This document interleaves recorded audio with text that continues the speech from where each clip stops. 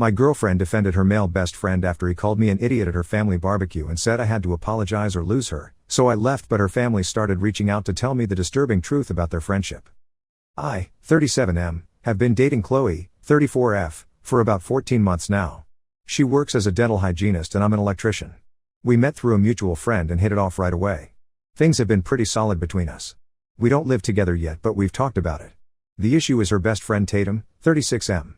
They've known each other since high school and dated briefly when they were 19.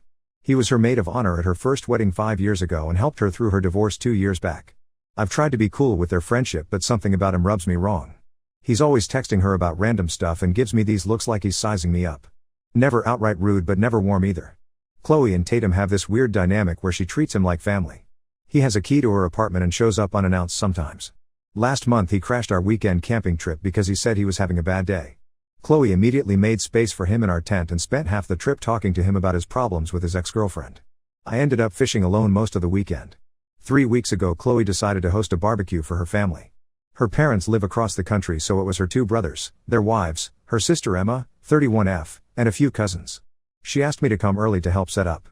When I got there at 2 p.m., Tatum was already in her kitchen making potato salad like he lived there. He barely acknowledged me when I walked in. The barbecue went fine until after dinner. We were all sitting around the patio table and somehow politics came up. I mentioned something about local taxes and Tatum immediately jumped in with his opinion. We disagreed, but it wasn't a big deal at first. Then he started getting that tone. You know, the one where someone talks to you like you're stupid. Every point I made, he'd roll his eyes or make some sarcastic comment. He kept looking at Qley like he expected her to shut me down. After about 10 minutes of this, I'd had enough. I told him he needed to dial back the attitude because we were just having a conversation. That's when he lost it. He turned to Qley and said she needed to tell me to back off. I told him I was talking to him directly and he could respond to me. He called me an idiot and said Qley agreed with him but was too polite to say it. Here's where it gets bad. I looked at Qley expecting her to say something. Anything. Instead she got this panicked look and started telling Tatum to calm down. She didn't defend me or tell him to stop insulting me. She was trying to manage his mood. Tatum stormed off toward the house. Qley followed him inside and left me sitting there with her family. Her brother Tom gave me this look like he'd seen this before.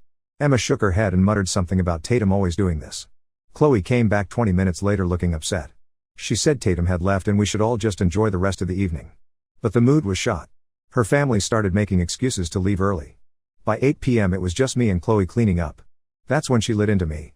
She said I embarrassed Tatum in front of her family and I needed to apologize. I told her Tatum was the one being disrespectful and I wasn't apologizing for standing up for myself. She said Tatum doesn't handle confrontation well and he was just being protective of her. I asked her what he was protecting her from since we were talking about taxes. Then she hit me with the ultimatum. She said if I didn't apologize to Tatum, we were done. I was shocked. Over something this stupid? When I didn't respond right away, she doubled down.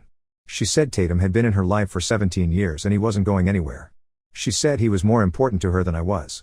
I stared at her for a minute. Then I grabbed my keys and left. She followed me to my truck asking where I was going, but I just drove away. She called my phone 5 times on the drive home, but I didn't answer. The next 3 days my phone was blowing up. Text after text from Qley calling me immature and saying I was overreacting. She said Tatum was just having a bad day and I should understand that. She accused me of trying to isolate her from her friends. By day 3 the text got desperate. She was begging me to call her back. I didn't respond to any of it. I needed to think about what she'd said. That Tatum was more important than me. That told me everything I needed to know about where I stood. On Thursday she showed up at my apartment. She was crying and saying she didn't mean it the way it sounded. I told her I believed she meant exactly what she said. She said she couldn't lose Tatum because he was like family to her. I pointed out that she was ready to lose me the second I didn't go along with his tantrum. I asked her if Tatum had ever liked any guy she dated. She went quiet. I told her I needed space to figure out if I could be with someone who would always put her friend first. She said she loved me and wanted to work it out. I said maybe we could try again, but she needed to decide if she wanted a relationship or if she wanted to keep managing Tatum's feelings about her relationships. That was 2 weeks ago. She's texted me a few times asking if we can talk. I haven't decided yet. Her sister Emma called me yesterday and said I was the first guy who ever stood up to Tatum and she hoped I'd give Qley another chance. But she also said Tatum has pulled this same routine with every guy Qley has dated going back to college. I keep thinking about that barbecue. How Qley's whole family watched Tatum disrespect me and nobody seemed surprised. How Qley chose to comfort him instead of backing me up. How quickly she was willing to end our relationship to keep the peace with him. I don't know if this is something we can fix. Maybe some people just aren't ready for a real relationship when they've got someone else calling the shots. I've been divorced before and I know what it's like when someone doesn't have your back. I'm not sure I can go through that again. What would you do? Update 1: A lot has happened since I posted. Thank you to everyone who responded. It helped me see I wasn't crazy for walking away. First, Qley's sister Emma called me again. She told me some things about Tatum that made everything make sense. Apparently, this has been going on for years. Emma said Tatum has sabotaged every relationship Qley has had since college. He would find ways to create drama or emergencies that would pull Qley's attention away from whoever she was dating.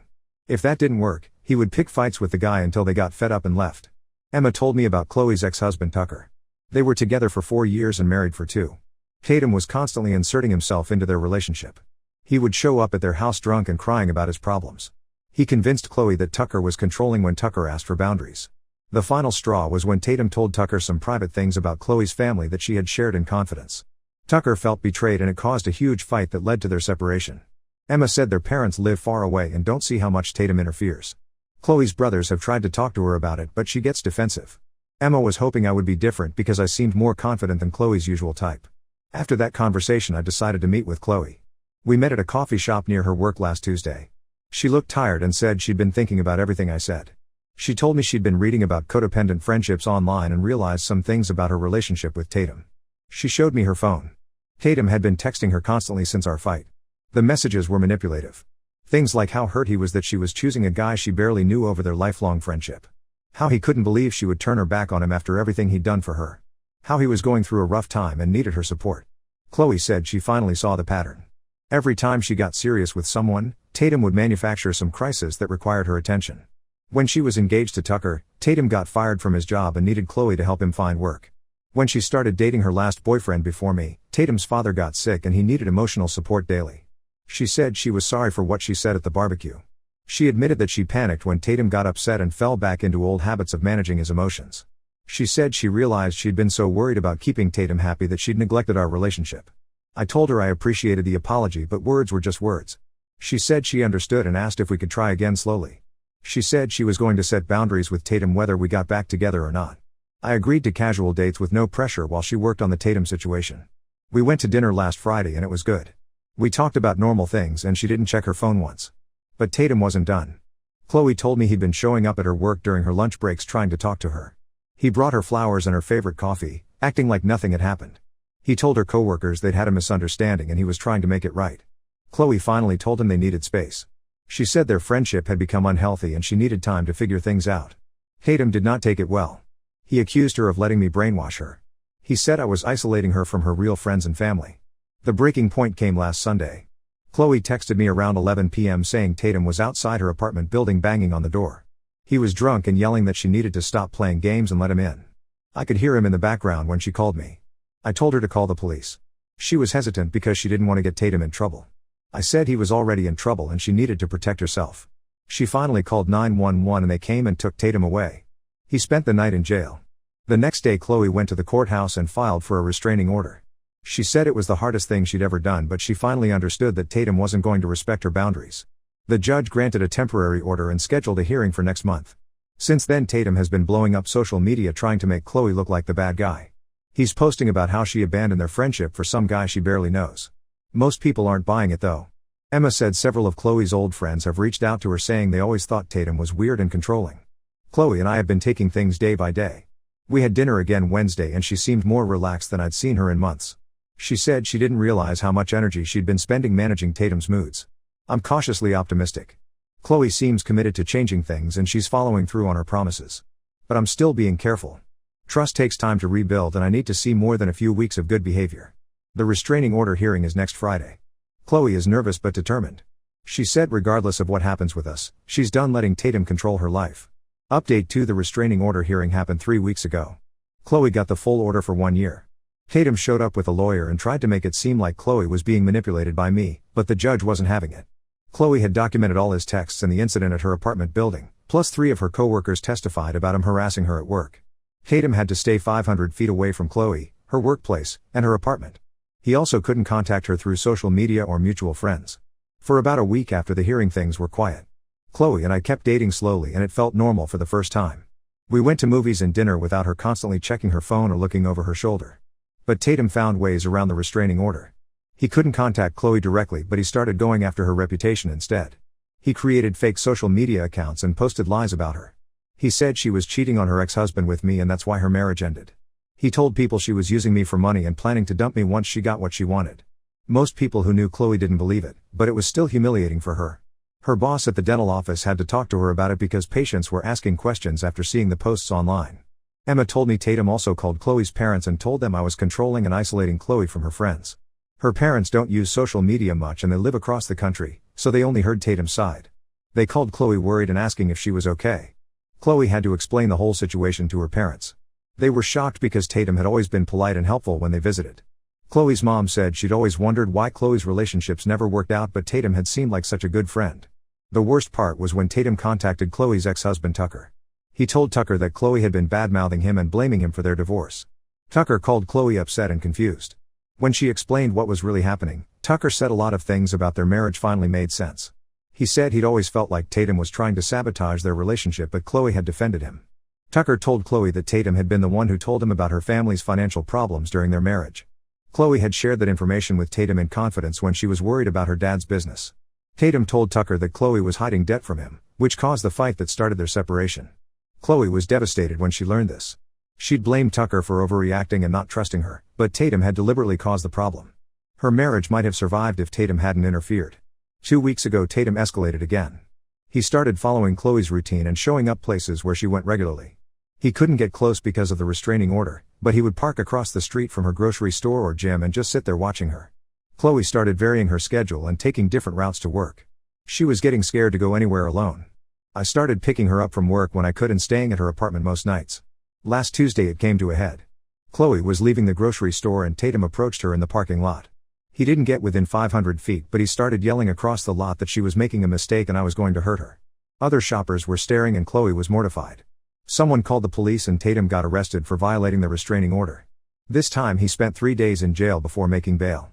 The prosecutor said if he violated the order again, he would face serious jail time. Since then it's been quiet. Qley thinks Tatum finally understands she's serious. Her work situation has improved because the fake social media posts got reported and taken down. Her parents called to apologize for believing Tatum without hearing her side first. Qley and I decided to make things official again last week. We're not rushing into moving in together or anything, but we're exclusive and planning for the future. She's more confident now and doesn't second-guess herself the way she used to. The hardest part for Qley has been realizing how much of her adult life Tatum controlled. She's reconnecting with friends she lost touch with over the years. Emma told her that several people had stopped inviting Qley to things because Tatum always came along and made everyone uncomfortable. Qley said she feels like she's getting her life back. She's making plans that don't revolve around Tatum's needs or moods. It's been refreshing to watch her become more independent. I'm proud of how she handled everything. It took courage to get the restraining order and stand up to someone who had manipulated her for so long. She could have kept trying to manage the situation, but she chose to protect herself instead. We're taking things one day at a time. There's still a chance Tatum will try something else when the restraining order expires, but Qley says she'll get it renewed if necessary. She's not going back to the way things were. Update 3. It's been 4 months since my last update and I wanted to close this out since people have been asking for news. Tatum violated the restraining order again 6 weeks after his last arrest. This time he called Qley's work pretending to be a patient and tried to get information about her schedule. The receptionist recognized his voice and hung up, then called Qley. Qley reported it to the police immediately. Tatum got arrested again and this time the judge gave him 30 days in jail plus 2 years probation. The restraining order was extended for another 2 years. His lawyer tried to argue that a phone call wasn't a serious violation, but Tatum had already been warned twice. While Tatum was in jail, Qley found out he'd been contacting other people in her life. He'd reached out to her college roommate asking for Qley's new address. He'd messaged her cousin on Facebook trying to get family information. The cousin showed Qley the messages and they were disturbing. Tatum was claiming I was abusive and he was trying to help Qley. Qley realized Tatum had been planning something bigger. She thinks he was trying to gather enough personal information to really damage her reputation or maybe even show up at places where he thought she might be. The scariest part was when Qley's landlord told her that someone had been asking about her lease and when it was up for renewal. The landlord didn't give out any information, but it made Qley realize Tatum was trying to track her living situation. After Tatum got out of jail, things were quiet for about a month. Then Qley's car tires got slashed while she was at work. There was no proof it was Tatum, but the timing was suspicious. Qley installed a security camera in her parking space and started parking in different spots each day. 2 weeks later Qley got a job offer at a dental practice in a different part of town. Better pay, shorter hours, and completely separate from anywhere Tatum might know about. She took it immediately. She also broke her lease and moved to a new apartment without telling anyone except her family and me where she was going. Qley changed her phone number and deleted all her social media accounts. She kept only a private Instagram account under a different name that she uses to stay in touch with close family. It felt extreme, but she said she needed a complete fresh start. We moved in together a month ago. Qley's lease was up anyway and it made sense financially and practically. We found a place in a different neighborhood where Tatum has no connections. Qley feels safe here and isn't constantly looking over her shoulder. The best part is seeing how Qley has changed. She's more confident and decisive.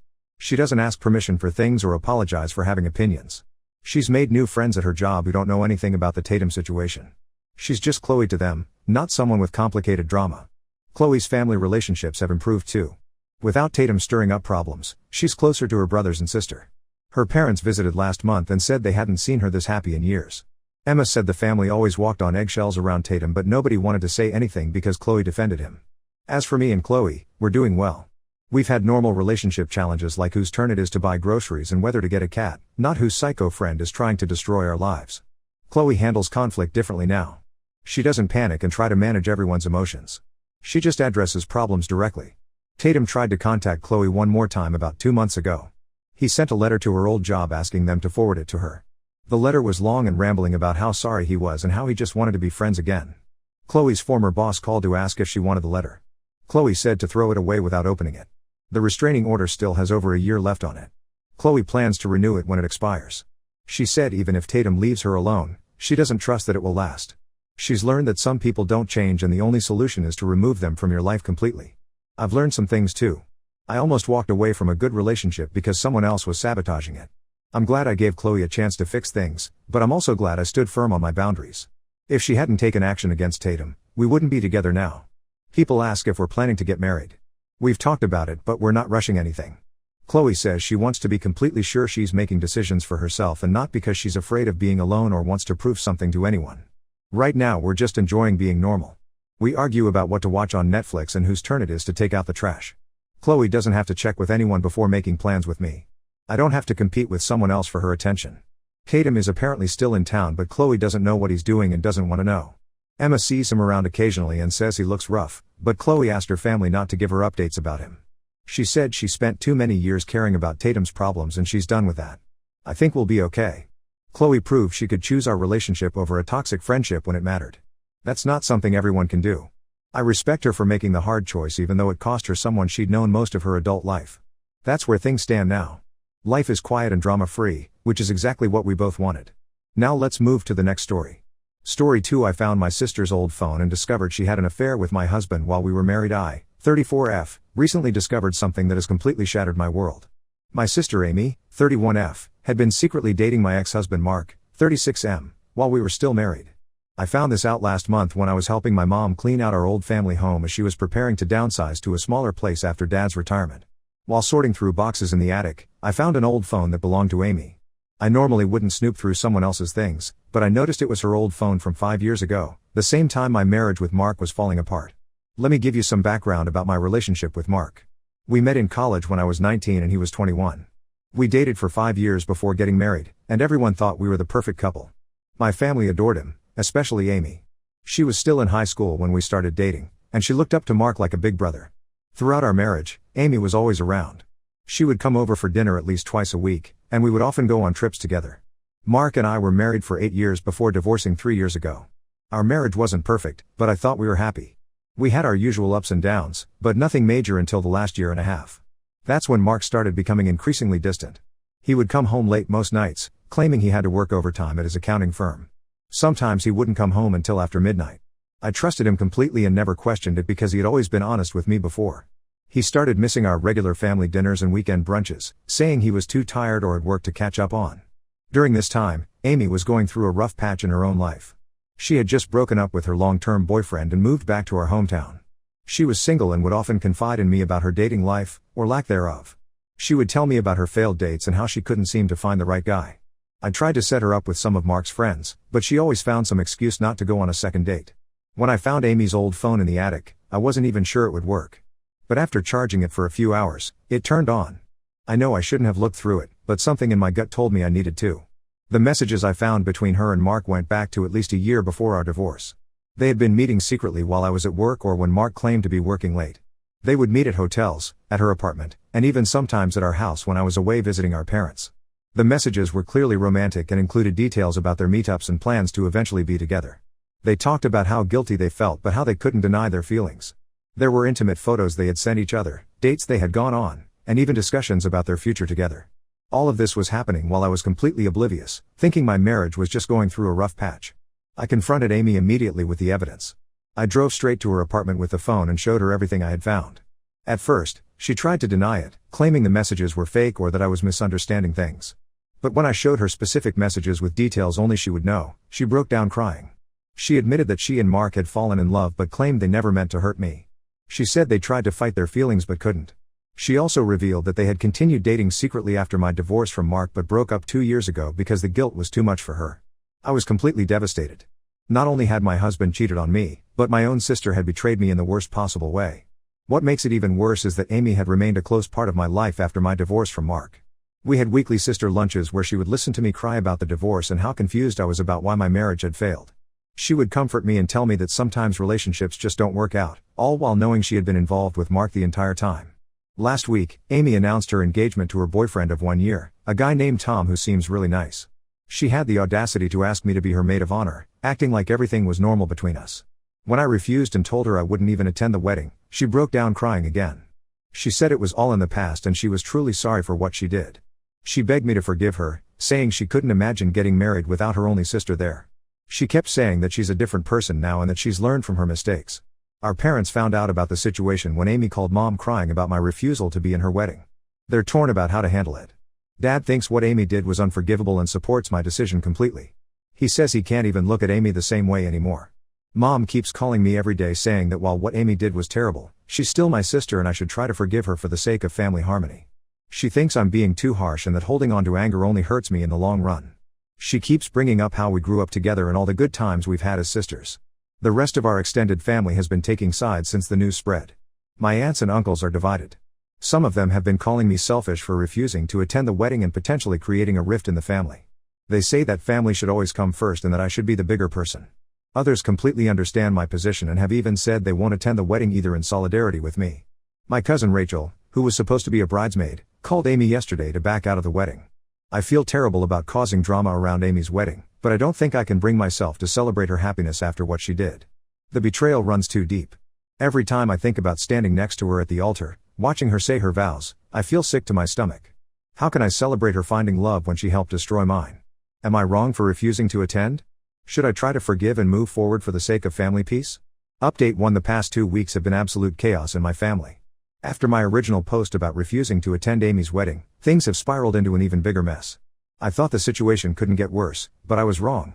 Last weekend, during our annual family barbecue at my Aunt Linda's house, I overheard Amy telling a completely different version of what happened between her and Mark. She was talking to our cousins in the kitchen, not knowing I was on the back porch right outside the window. She claimed that nothing physical ever happened between them while I was married to Mark, and that they only exchanged a few innocent messages during that time. She said they started dating properly only after my divorce was finalized, making it seem like I was overreacting about the whole situation. I was furious when I heard this. Amy was trying to paint herself as innocent and make me look like the unreasonable one who was trying to ruin her wedding over nothing. What made it worse was that some family members were actually buying her story. My cousin Kate even came up to me later that day and said I should let go of my anger since nothing really happened while I was married. I couldn't stand hearing Amy's lies anymore. That night, I went home and took photos of all the messages from her old phone. The next morning, I shared them all in our family group chat. The messages clearly showed their affair started over a year before my divorce. There were detailed messages about their hotel meetups, the lies they told me to cover their tracks, and even their plans for the future. One message from Amy to Mark said, "How long do we have to keep hiding? I hate seeing you play the perfect husband with my sister." These messages left no room for doubt about what really happened. After I shared these, the family dynamic shifted dramatically. Several relatives who had been defending Amy changed their stance completely. My Aunt Linda, who had been one of Amy's strongest supporters, called me crying to apologize for not believing me initially. She said she had no idea the betrayal ran so deep. But here's where things got even more complicated. My cousin Sarah, who has always been like a third sister to me, sent me a private message after seeing the texts. She revealed that she had known about Amy and Mark's relationship all along. Sarah and I grew up together, our moms are sisters and we lived on the same street. We shared everything growing up, from clothes to secrets to crushes. Finding out she kept this from me felt like being stabbed in the back all over again. Sarah said Amy had confided in her 3 years ago, before my divorce was even finalized. Apparently, Amy was struggling with guilt and needed someone to talk to. Sarah claimed she told Amy to end things with Mark and come clean to me, but Amy refused. She said she tried multiple times to convince Amy to tell me the truth, but Amy always had some excuse about waiting for the right time or not wanting to hurt me. When I asked Sarah why she didn't tell me herself, she broke down crying. She said she felt trapped between her loyalty to both of us. She was afraid that if she told me, I would hate her for being the messenger, and if she didn't tell Amy she knew, Amy would feel betrayed. She chose to keep quiet, thinking the truth would eventually come out on its own. Sarah kept saying she never expected the affair to continue for so long or for Amy to keep lying about it even now. Amy is now furious that I shared the messages with the family.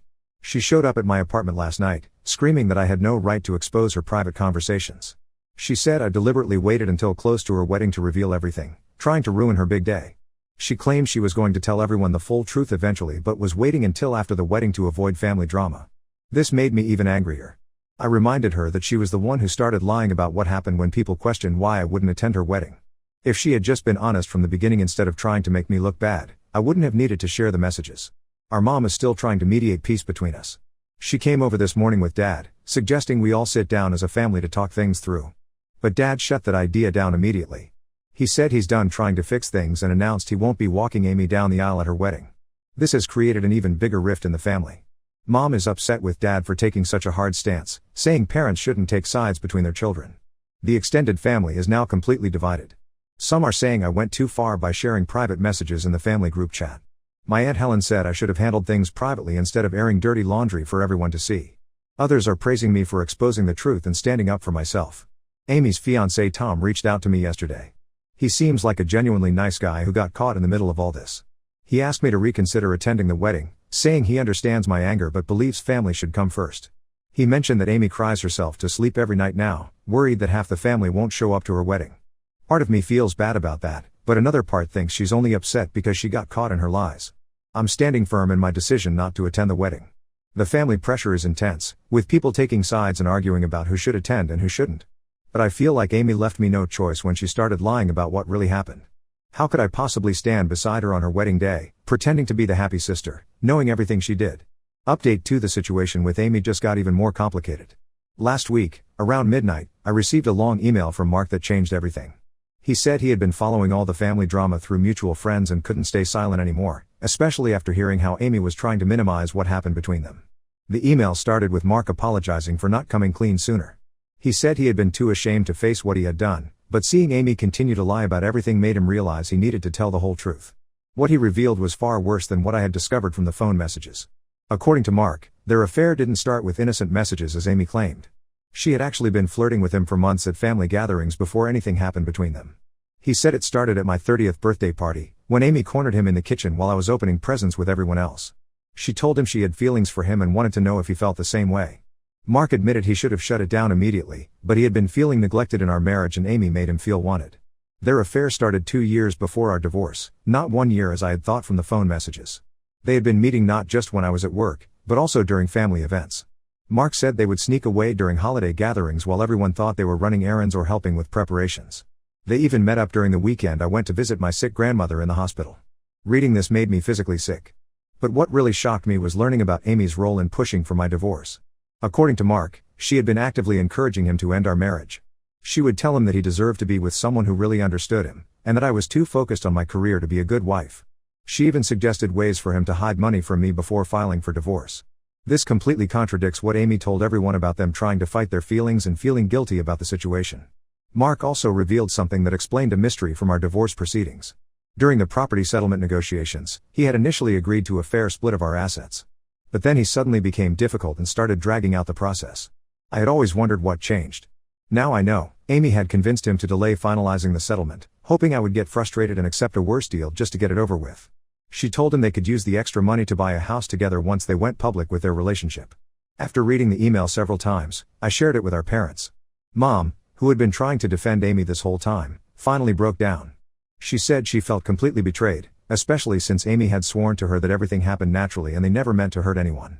She had believed Amy when she said they only got together after my divorce and that the messages I found were just harmless flirting. Dad hasn't said much since reading the email, but I can tell he's devastated. He keeps saying he doesn't understand how his daughter could do something like this. He's already told Amy he won't walk her down the aisle, but now he says he doesn't even want to see her face again. The wedding is in 2 weeks, and the guest list keeps getting shorter. After I shared Mark's email with Sarah, the cousin who knew about their relationship, she reached out to other family members who were still planning to attend. Several more relatives have decided to skip the wedding, saying they can't support Amy after learning the full truth. Yesterday, Tom, Amy's fiancé, called me. His voice was shaking as he asked if Mark's email was true. He wanted to know specifically about the part where Mark said Amy had suggested ways to hide money during the divorce. I could tell he was questioning everything about his relationship with Amy. He kept saying he thought he knew her, but now he wasn't sure who she really was. Update 3. Final update on this whole situation. A lot has happened since my last post, and none of it is what anyone expected. Amy's wedding never happened. A week before the ceremony, Tom called everything off after discovering even more lies Amy had been telling him. Apparently, Mark's email prompted Tom to do some digging of his own. He found out that Amy had been hiding several past relationships from him, including a 6-month affair she had with her married boss at her previous job. She had told Tom she left that job because of better opportunities elsewhere, but really she was asked to resign when the affair came to light. He also discovered she had been secretly meeting her ex-boyfriend from college several times during their first few months of dating, something she had always denied. The final straw came when Tom found out Amy had been lying about her financial situation. She had told him she had savings for the wedding, but really she was deep in credit card debt from shopping sprees she kept hidden from everyone.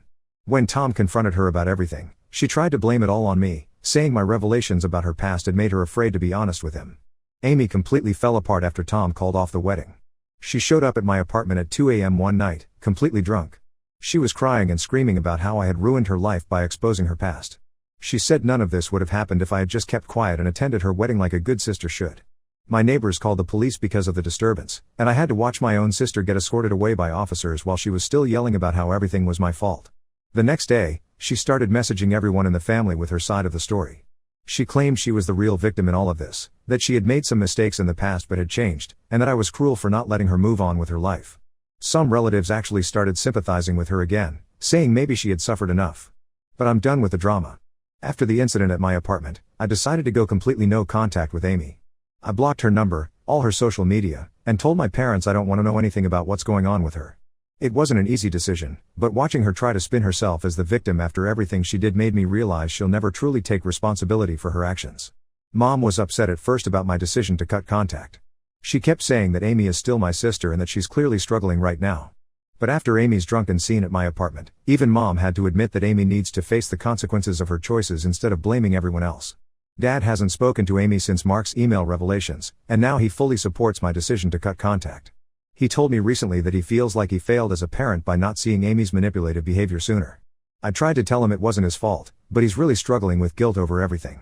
The extended family has mostly settled down now that the wedding drama is over, though some relatives still think I should forgive Amy since she's lost so much already. My Aunt Helen especially keeps pushing for reconciliation, saying Amy has paid for her mistakes and deserves another chance. But I've realized that maintaining my own peace is more important than making others comfortable with my decisions. I'm focusing on moving forward with my life now.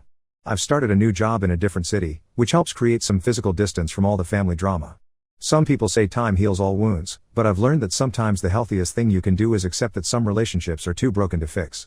I don't hate Amy anymore, but I can't have someone in my life who sees nothing wrong with betraying the people closest to her.